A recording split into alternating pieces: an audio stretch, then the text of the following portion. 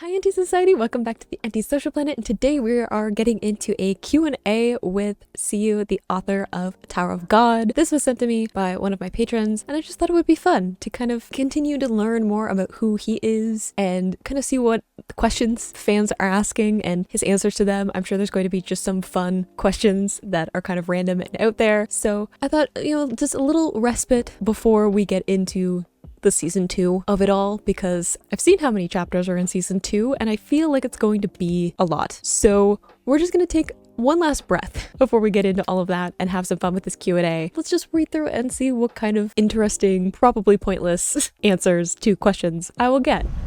I'm actually kind of excited about this because I like the interaction between like creator and fans and stuff like that. Even though I can see that it's from 2010 and that makes me feel old. 12 years ago. Oh my goodness. I like how the first question is like, so how tall is Yuri? The important questions. She does seem very tall. I guess I didn't really think a certain height for her. I just thought like she was around children, so she would look really tall next to them, but I guess she is quite tall. That seems tall. That's like significantly taller than me. 180 centimeters? She wouldn't even see me. Yuri is on the smaller side? I don't know what to do with that information. I am on the smaller side, and I am nowhere near 180 centimeters tall. Okay, what kind of genre are comics? I'm gonna go with shonen. We know that he likes Dragon Ball, action adventure kind of stuff. Probably going towards stuff like, Vinland Saga, Attack on Titan, kind of like darker, bit of an older audience kind of thing. Ooh, Monster. Okay, yeah, Monster has a darker tone too.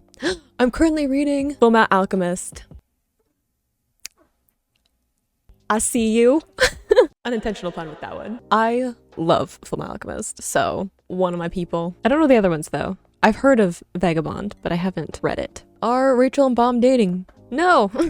I feel like that would be like a question that lots of people asked, and I was just like, I don't think they're dating. I don't think they should date. That would be awful for them and everyone around them. That would be an awful relationship. Will Baam become the king of the tower? Spoilers. Ooh, the king is a bit different. Interesting. I feel like it would be. I feel like nothing in the tower is like what I expect. Does Baam want to be king of the tower? I don't think he would enjoy that. I'm assuming he's going to change a lot. As I currently know Baam, I don't think he would enjoy being king of the tower. He didn't even like sitting on the throne for the crown game.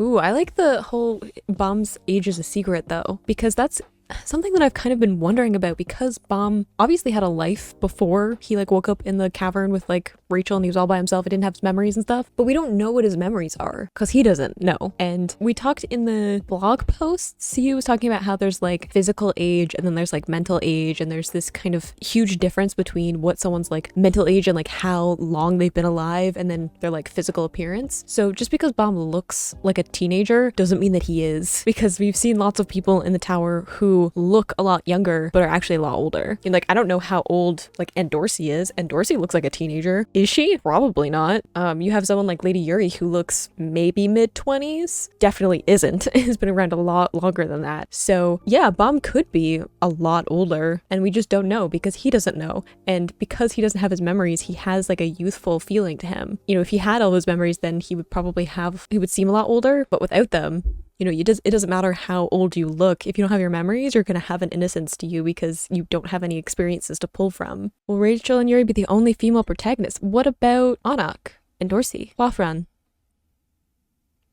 There's a few other ones. I do like that he's like, Rachel's more of a protagonist than a love interest. And this might just be personal preference, but I like that Tower of God is like so unconcerned with trying to fit a romantic subplot in, because I feel like so many times, and hear me out, I say this with a ton of compassion because I do legitimately love manga and comics and shonen and stuff, but I feel like a lot of the time, shonen especially, is like predominantly male cast, and then there'll be a female character that gets to be the love interest, and that's like their role in the plot, and it's usually horribly executed. It's usually the worst because they don't have to be people if they're just the love interest. So I like that Tower of God like has interesting female characters in a genre that's like predominantly geared towards males, and they get to like have their own independent stories and motivations and stuff going on, and there just isn't a romantic subplot because they have other things to be worried about. Like, who has time with all of the things going on to have a romantic life? And they're also like a bit on the younger side, again kind of ambiguous about what exactly that means. So I like that it's more about the female characters like having stories and goals and things that they're going after, because I feel like that's something that isn't done super well.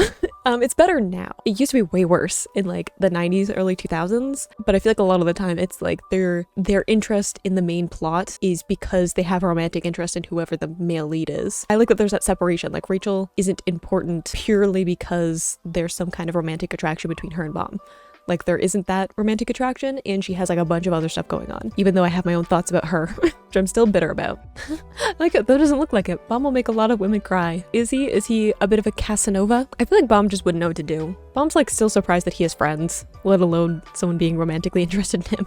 Like how many times did like Endorsey say something flirtatious and it just went right over his head? Where did the scarf go? Like, oh yeah, there was a scarf at the beginning. That was so long ago. He's changed his outfits a few times.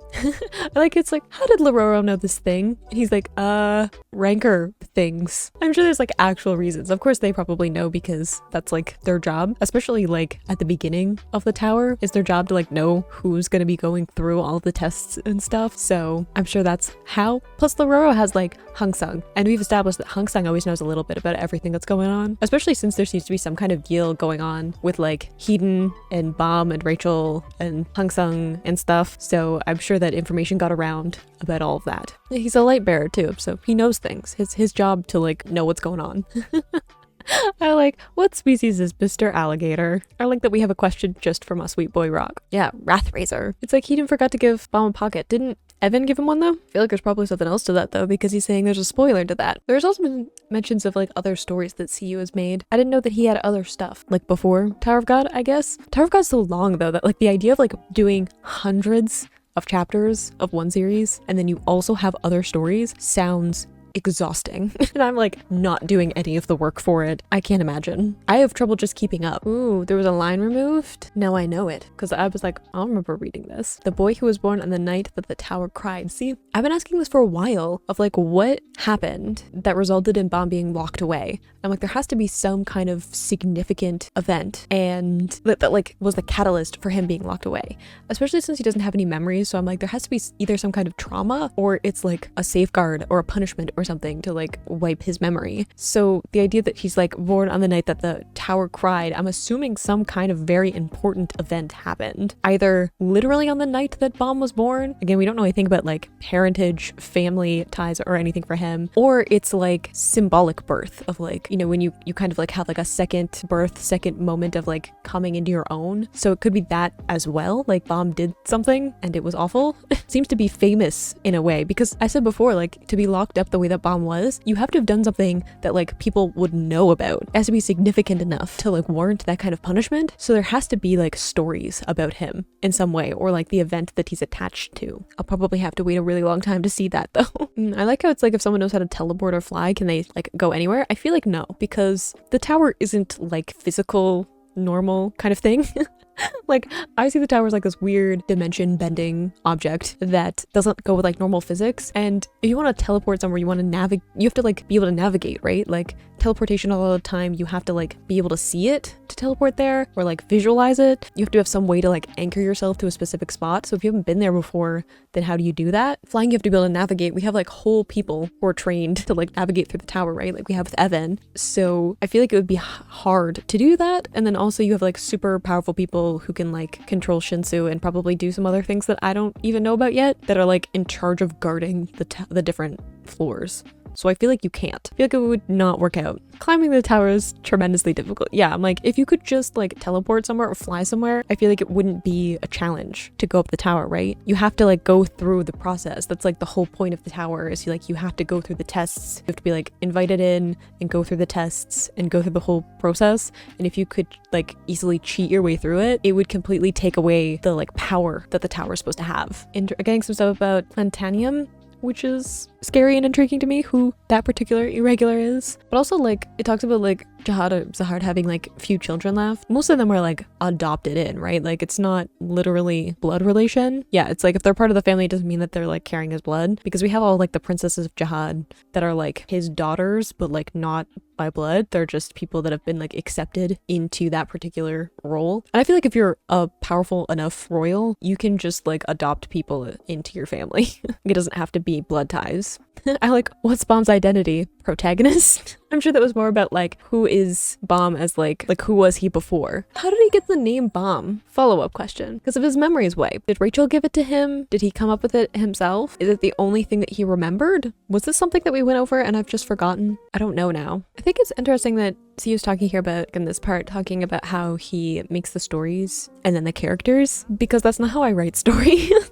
Like, I have like a basic idea of like what I want the very like minimum structure of a story to be. It's like, do I want it to be like an adventure or something that's more introspective or a mystery or thriller, or, you know, I kind of have like a basic genre slash some setting details of what I want, and then I come up with characters, and the characters kind of dictate what the story's gonna be, because I kind of build the world and the characters, and then it becomes, okay, how does this particular character interact with the conflicts or shortcomings of the world that they're in, given the skills that they have, and they kind of like build off of each other, and then I have a story. So it's interesting to hear him say that he works on the stories first, and then the characters kind of inhabit that story afterwards. It gets kind of blurred together though at a certain point. At a certain point you're like working on all of it simultaneously, and things are like, the plot is changing because of the characters, and the characters are changing because of like the world, and everything kind of feeds off of each other, which is how you like balance it out. Because if you decide on a character and you're strict about it and you're not willing to change that character as like the world and the story changes, that's when you get weird balances between like just characters not feeling authentic. So we do it the opposite way apparently. I remember Ashul coming up at some point because he's the one that made the 13-month weapons, or like is connected to that. I like the rabbit. Didn't I call Keaton a rabbit at some point? I think I probably did. Ooh, interesting. That's like no one has ever reached the top, so everyone just like assumes that there's something great. Like there's this sense of mythology and lore around the tower. I like the trying to like explain the layout of the world. Him just being like, we'll get to it. Yeah, I assumed Kun was just like chosen because all of the families seem to like be able to put forth someone to be a regular, and he was just the one that they chose. I forgot about the door test, the screaming and stuff, which is actually kind of terrifying in retrospect. I'm sure it was at the time too, but I just remember the creepy guy that was like in line with them, who was like actually plant for the hints and stuff. I mean, this question of it being like, isn't it unfair to have like the daughters of Jihad or Zahad in the tower with the other regulars? I'm like, yeah, and the long list of like stuff in the tower is unfair. Yeah, it is unfair to the other regulars. SIU said like it's extremely rare for them to do this or to like have more than one, as we've seen. I like how a lot of it is like, is this character a woman? Is this character a guy? Ooh, you can get customized pockets. I would run with that. As a artist nerd, I would have all kinds of different designs. Especially, I guess, if I had the money. If I was in the tower, I assume that I have some money to spare. And if I have a pocket, then I must be important enough to be able to get some cool designs. Ooh, I like that it says like there's different functions depending on the rank, but the biggest one is like how many languages it can translate. Why do I feel like that's gonna come back at some point? Like they're gonna meet someone and like only Baam can understand because he has the higher ranking pocket. Some of these questions are interesting like in retrospect, as like I'm assuming some of the stuff that I've read came out after, because I'm like, I know this information. Like Princesses of Jihad are like selected before they become a ranker. Does that mean that some of the Princesses of Jihad just aren't rankers? I guess I just assumed that most of them would be, but we've only met like 2 officially, and then there's Anak. Like there's a bunch of secrets too of people like wanting to know a bunch of the world building, and so you having to just be like, we'll get to it. Interesting that it's like not a lot of people knew what was going on like about the tests before like Jihad, because there must have been a before, because like Jihad I'm assuming wasn't like given the title of king out of good faith. I'm assuming he took it in some way or some way proved themselves of the role. So what was going up the tower like before there was like a system of tests as currently known? It says like the current method of testing is like by Jihad and Hedon. Does Hedon also know what the tower was like before Jihad? I'm very interested in what the lore is going to be like as I continue to read. I have many questions about like the world building, the like history before everything happened. Like, did the houses exist before Jihad, or was that part of the system that came with Jihad becoming king of the tower? Oh, okay, so 135th floor. I will see some other things. Noted. I like the breakdown of like how he writes it, because again, I said before, like I've never written like episodic stuff. I've always had it where like I've been able to finish a whole work and then be able to like go through and edit it before like it actually gets published in any way. So the way he's talking about how like he has kind of the general plot done, like the key points that are going to happen, and then he kind of like goes back in like 8 or 10 episode chunks and kind of like writes those as he's going. I guess you would have to like there has to be a certain amount of you just like making like particular details up as you go along and having to change. Interestingly, it kind of does those in the bigger chunks. I don't know if I'd be able to do like 10 episode chunks. I'm very much a just start writing kind of person. I'm not great at the whole planning thing. I kind of write my way into stories. I'm very much the first draft is going to be chaotic and disconnected and pretty much a mess, but the second draft, I'm going to make it seem like I actually knew what I was doing. I rarely plan out much because I don't know. I just don't have the patience, I guess. Oh, were there lighthouses at the beginning? I'm like trying to remember all the way back to the beginning with Lady Yuri. I wouldn't have known that they were lighthouses. Who are they like disconnected? Are they not from a particular light bearer? Or is there a specific light bearer that like lights the staircases in between floors? I like that there's like specific races that are kind of prone towards particular positions and like skill sets, probably because of like biology or like, I don't know, inherent skill. I feel like some people might be better at like more inclined to being able to control Shinsu. Other people might be better at like being spear bearers because they have like more physical strength or better eyesight or precision or whatever, like inherently. Oh, is the throne inherited? This is what I was saying before. I'm assuming that Jihad, before I read the answer, wasn't like born into royalty. I feel like Jihad kind of created the system as it currently is.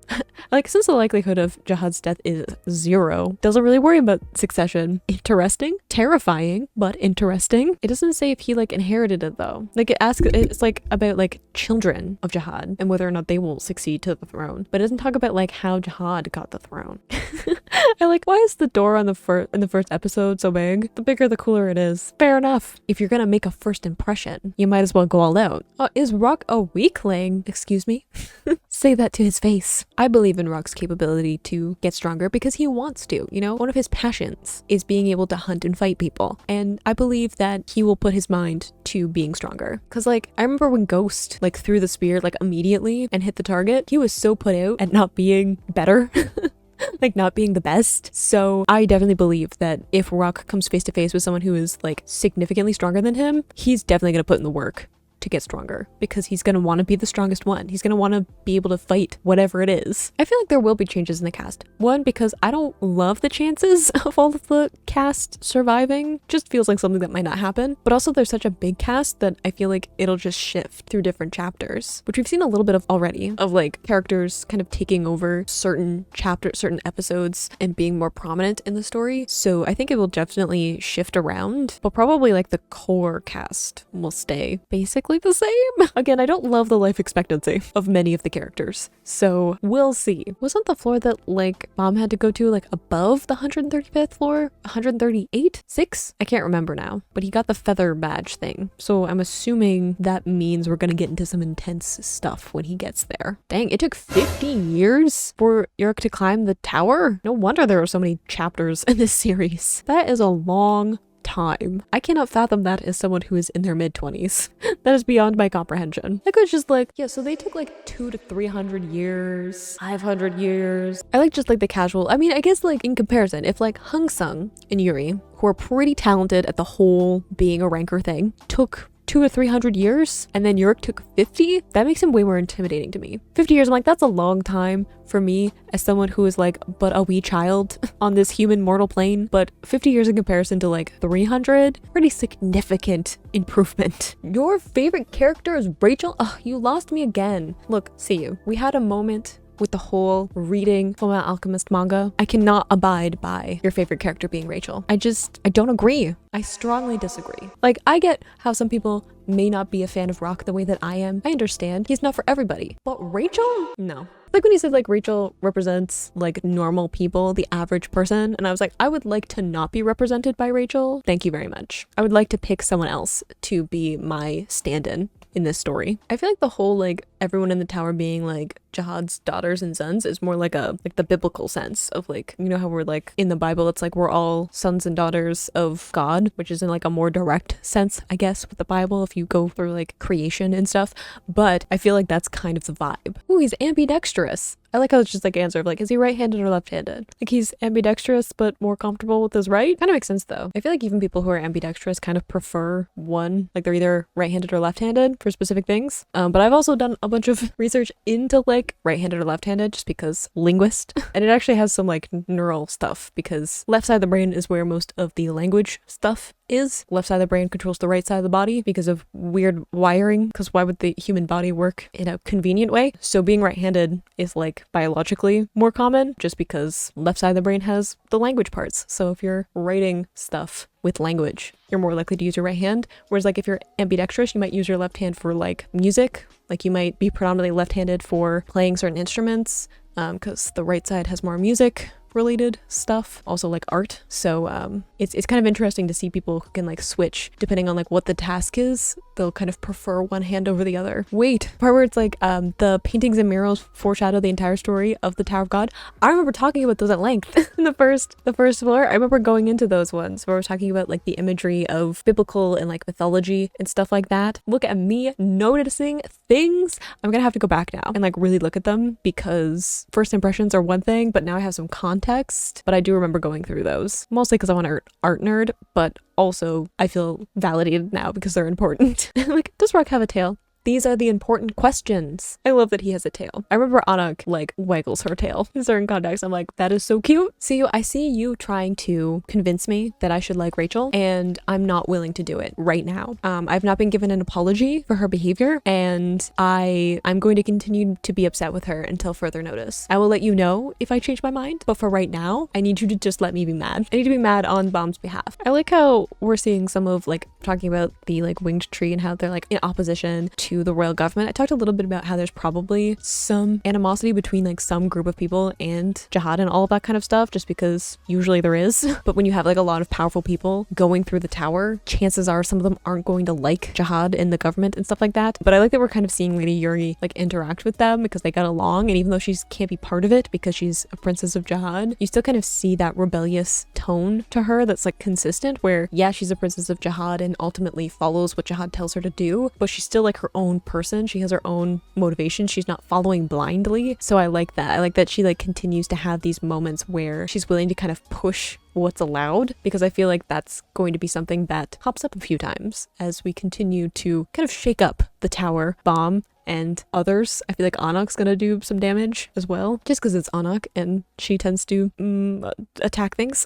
Ooh, one of them's gonna become a future executive of the winged tree. Interesting. Is it Kun? Because Kun had there was another Kun that also had the winged tree and was part of the Lady Yuri collection of people. Maybe Shibitsu? I'm trying to think of people who would be good in kind of a leadership role. It's a good question of like, where do they live? Where are like the nice, quiet suburb places of the tower? Because I've only seen the dangerous parts. Yeah, there are some things where it's like you just wouldn't try in the tower. There's just things that people wouldn't do because they know that it would be dangerous and basically impossible. Oh, see, we're getting a question about Baam's name. Okay, it came from his birthday. Maybe it's like the day that he remembers, like the day that he woke up. Oh no, Rachel told him. So Rachel must know more about who Baam is. I mean, I'm assuming that because she seems to already have some background on him when they first met, and then she talks about being afraid of him. So I'm assuming that she knows some of what happened before he got locked up and his memory was wiped. But also, I don't trust Rachel, so is she lying? Is it true? Is it what she believes to be true, but it's just what she's been told? I have a lot of doubt about information in general at the moment around Baam. Baam and Rachel have the exact same handwriting? How? Because Baam's really good at copying it? Why do I feel like that's gonna come back in some important ways? If he's like able to copy her handwriting exactly?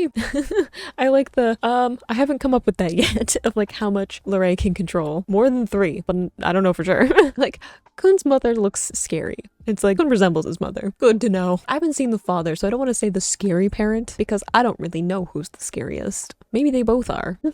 I like Quant said that like everyone would die if someone died, and then Ho died and he didn't take responsibility for it. Yeah, I feel like Quant says a lot of things, especially since he has kind of a fiery temper. He likes to kind of show off, you know, he kind of say things to make himself seem really great. I think part of it is just a facade. It's part of him trying to assert a certain narrative. So like he says a lot of things and I don't think they're all true, nor is he thinking that he's gonna have to actually own up to it. So yeah, I believe that Quant is the kind of person who just kind of says things. I don't know if Quant and Laroa are friends. I feel like they put up with each other. Quant is older?